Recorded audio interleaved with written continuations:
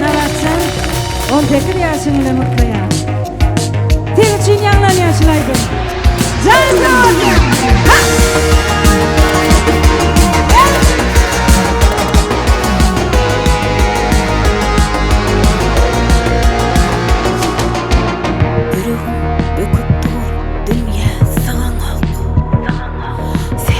Zaten gülün 18 yaşım Ulu dünya yedi arayışma degen o Öğreti yalan 18 yaşım Duymanların nenen inni geçenin Toylarda tan toynap yerden geçenin Sol ödelin gözlerine kaçana Öğreti yalan 18 yaşım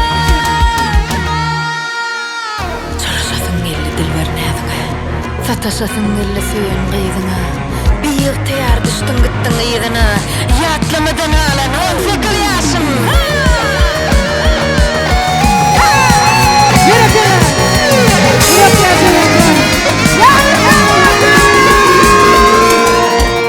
Öz astyndan ogryn bakmaly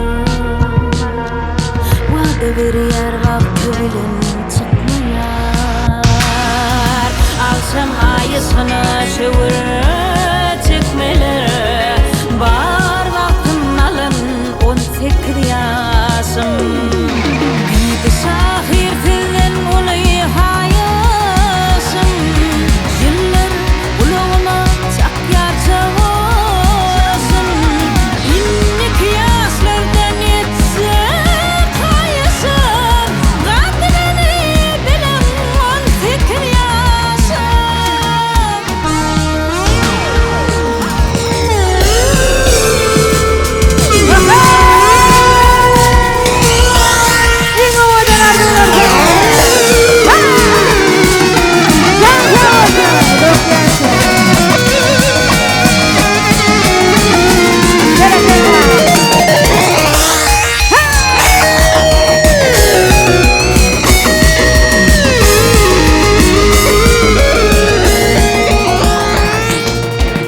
Ýagly ahmar armanlarmy alardym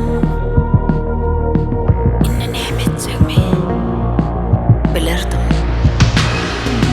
Dilenimi bitse yatıp dilerdim Yıkıverip dolan 18 yaşım Gidi şahir tilden uly haýysym Ýyllar ulagama çakýar çawasym İnnik ýaşlardan etse haýysym Gadryny bilen 18 yaşım Gadryny bilen 18 yaşım Gadryny bilen 18 yaşım Urok yaşam ekmanım.